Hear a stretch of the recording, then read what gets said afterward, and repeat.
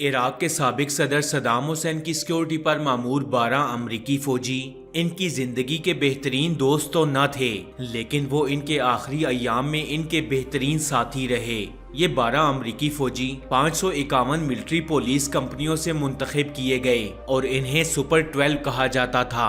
ان محافظوں میں سے ایک بارڈن ورپر تھے، جنہوں نے دی پرزنر ان ہز پیلس کتاب لکھی، جس میں اس امریکی فوجی نے صدام حسین کے زندگی کے آخری دنوں کے بارے میں لکھا۔ بارڈن ورپر نے اس کتاب میں لکھا کہ جب صدام حسین کو پھانسی دینے والے اہلکاروں کے سپرد کیا گیا تو ان کے تمام امریکی محافظوں کی آنکھوں میں آنسو تھے۔ اپنے ایک ساتھی کا حوالہ دیتے ہوئے کتاب کے مصنف بارڈن ورپر نے لکھا کہ ہم نے صدام حسین کو کبھی بھی نفسیاتی مریض اور قاتل کے طور پر نہیں دیکھا، ہم اسے ایک گرینڈ فادر کے طور پر دیکھتے تھے۔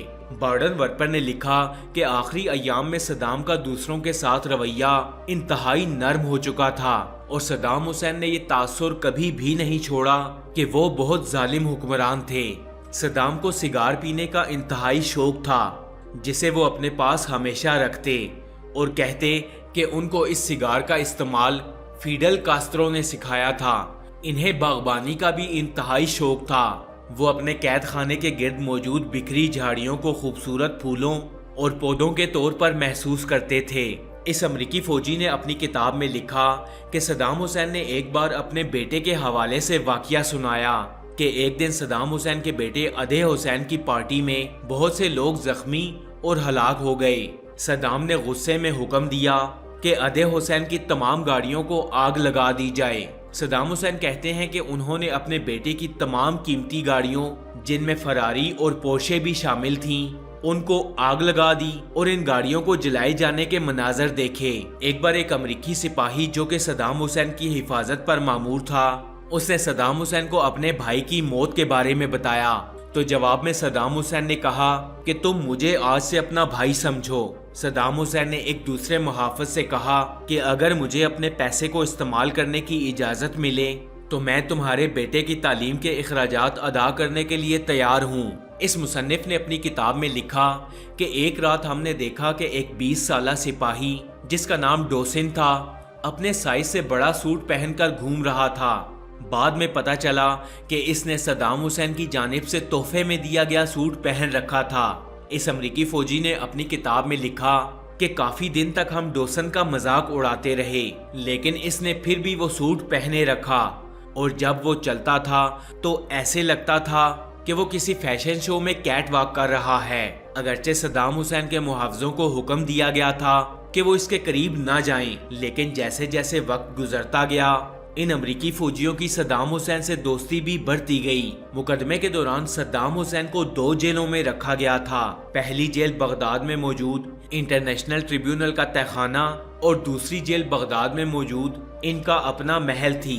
یہ محل ایک جزیرے پر موجود تھا جس تک پہنچنے کے لیے ایک پل کا استعمال کیا جاتا تھا۔ بارڈن ورپر کہتے ہیں کہ ہم نے صدام حسین کو کبھی بھی اس سے زیادہ نہیں دیا جس کے وہ حقدار تھے، لیکن ہم نے کبھی بھی ان کی تضحیک نہیں کی۔ ایک بار سٹیو اوکرس سمیت دیگر امریکی فوجیوں نے سٹور روم کو صدام حسین کا دفتر بنانے کی کوشش کی اور منصوبہ یہ تھا کہ صدام حسین کو ایک سرپرائز دیا جائے۔ سٹور روم میں پڑے سامان سے چمڑے کی ایک کرسی اور چھوٹی سی میز کو نکالا گیا اور میز پر ایک چھوٹا سا جھنڈا رکھ دیا گیا۔ یہ سب اس لیے کیا گیا تاکہ ہم آفس کا ایک ماحول پیدا کر سکیں، اور جیسے ہی صدام حسین کمرے میں داخل ہوئے ایک سپاہی نے میز کی گرد صاف کرنی شروع کر دی۔ یہ دیکھ کر صدام حسین اونچی آواز میں ہنسنے لگے اور کرسی پر بیٹھ گئے۔ ان کی سیکیورٹی پر مامور سپاہی ان کے سامنے والی کرسی پر بیٹھ گئے۔ یہ منظر ایسا تھا جیسے صدام عدالت میں موجود ہیں۔ بارڈن ورپر کہتے ہیں کہ سپاہیوں کی یہی کوشش تھی کہ صدام کو خوش کیا جائے۔ جواب میں صدام بھی ان کے ساتھ مذاق کیا کرتے تھے اور ماحول کو خوشگوار رکھتے تھے۔ بہت سے سپاہیوں نے بعد میں بارڈن ورپر سے کہا کہ انہیں اس بات پر پورا یقین تھا کہ اگر ان کے ساتھ کچھ برا ہوتا تو صدام ان کے لیے اپنی زندگی کی پرواہ بھی نہ کرتے۔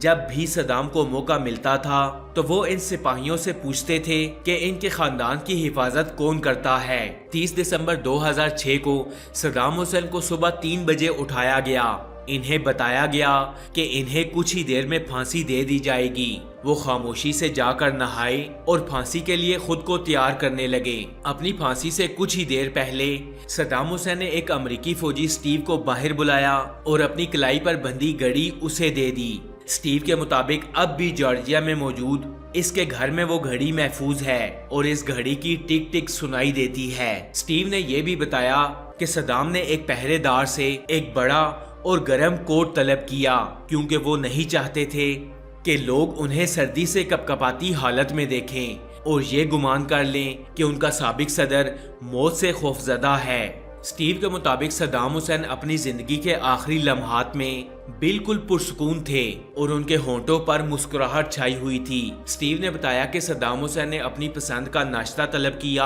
اور اس کے بعد وضو کر کے نماز فجر ادا کی اور اس کے بعد وہ پھانسی کے فیصلے پر عمل درآمد کے انتظار میں اپنے بستر پر آن بیٹھے اور قرآن کریم کی تلاوت شروع کی۔ اسٹیو کے مطابق عدالت میں موجود لوگ صدام حسین کی مسکراہٹ سے انتہائی خوفزدہ تھے اور موت کا سامنا کرتے ہوئے صدام حسین کے انتہائی سکون کے سبب ان لوگوں کا یہ گمان تھا کہ عنقریب کوئی بم دھماکہ کر دیا جائے گا۔ اسٹیو نے خاص طور پر بتایا کہ صدام حسین مسکراتا رہا یہاں تک کہ کلمہ شہادت دہراتے ہوئے اس دنیا سے رخصت ہو گیا۔ سابق عراقی صدر کی یہ مسکراہٹ اس کی موت کے بعد بھی ایک پہیلی بنی ہوئی ہے۔ اس کتاب کا سب سے حیران کن حصہ وہ ہے جس میں بتایا گیا کہ امریکہ کا دشمن سمجھے جانے والے صدام حسین کی موت پر امریکی فوجی انتہائی غمگین تھے۔ ان سپاہیوں میں موجود ایک امریکی فوجی ایڈم نے بارڈن ورپر کو بتایا کہ جب صدام حسین کو پھانسی دی گئی ہمیں یہ لگا کہ ہم نے اسے دھوکہ دیا اور ہم خود کو قاتل تصور کرتے تھے۔ ہمیں یہ لگتا تھا کہ جیسے ہم نے ایک ایسے شخص کو قتل کر دیا ہے جو ہمارے بہت قریب تھا۔ جب صدام حسین کو پھانسی دے دی گئی اور ان کی لاش کو باہر لایا گیا تو باہر موجود ہجوم میں شامل کچھ لوگوں نے ان پر تھوکنا شروع کر دیا۔ بارڈن ورپر لکھتے ہیں کہ ان 12 امریکی فوجیوں میں سے ایک نے کوشش کی کہ وہ ہجوم کو ایسا کرنے سے روکے لیکن ان کے ساتھیوں نے اسے واپس کھینچ لیا۔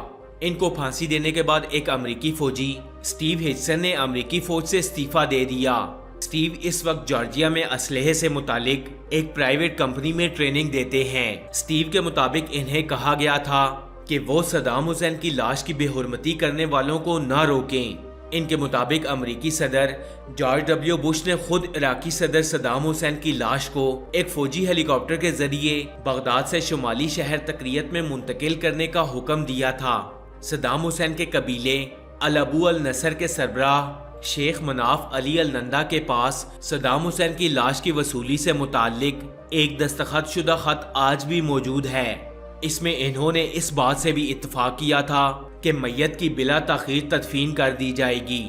اس کے بعد ہر سال 28 اپریل کو صدام حسین کی قبر پر زائرین کی ایک بڑی تعداد آتی ہے کیونکہ یہ ان کی سالگرہ کا دن ہے۔ اس روز وہاں آنے والوں میں اسکول کے بچے بھی شامل ہوتے ہیں۔ بعد میں ان کے مقبرے کو الحشد الشیبی نے ایک فضائی حملے میں مسمار کر دیا۔ الحشد الشیبی کو اس علاقے کو داعش سے پاک کرنے کی مکمل طور پر ذمہ داری سونپی گئی تھی۔ فرینڈز، بہت سے لوگوں کا خیال تھا کہ صدام حسین کا مقبرہ کھلا ہوا تھا۔ بعض کا کہنا ہے کہ ان کی بیٹی حالہ ایک نجی طیارے میں سوار ہو کر تکریت آئی اور اپنے والد کی باقیات کو وہاں سے اردن ساتھ لے گئی۔ ڈیلی مانیٹر کی ایک رپورٹ کے مطابق جامعہ کے ایک پروفیسر نے کہا کہ یہ بات بالکل جھوٹ پر مبنی ہے۔ اس پروفیسر نے اپنی شناخت ظاہر نہ کرنے کی شرط پر کہا کہ حالہ کبھی بھی عراق واپس نہیں آئی، لیکن یہ ہو سکتا ہے کہ صدام حسین کی باقیات کو کسی خفیہ جگہ پر منتقل کر دیا گیا ہو، لیکن کوئی نہیں جانتا کہ یہ کام کس نے کیا اور لاش کو کہاں منتقل کر دیا۔ یہ بھی ممکن ہے کہ صدام حسین کے مقبرے کے ساتھ وہی معاملہ پیش آیا ہو جو ان کے والد کی قبر کے ساتھ پیش آیا تھا۔ ان کے والد کی قبر کو بھی نامعلوم افراد نے ایک دھماکے سے اڑا دیا تھا، لیکن حیرت کی بات تو یہ ہے کہ عراق میں بعض لوگ ایسے بھی موجود ہیں جو اب تک یہ یقین رکھتے ہیں کہ صدام حسین اب بھی زندہ ہیں اور وہ مرے نہیں تھے۔ ان لوگوں میں بغداد کے ایک مکین ابو سمر بھی ہیں۔ ان کا خیال ہے کہ صدام حسین مرے نہیں بلکہ ان کے کسی ہمشکل کو پھانسی کے تختے پر لٹکا دیا گیا تھا۔ فرینڈز، آپ کو یہ ویڈیو کیسی لگی؟ کمنٹس باکس میں اپنی قیمتی رائے سے آگاہ ضرور کیجیے گا۔ میں ملوں گا آپ سے اگلی ویڈیو میں، تب تک کے لیے اللہ حافظ۔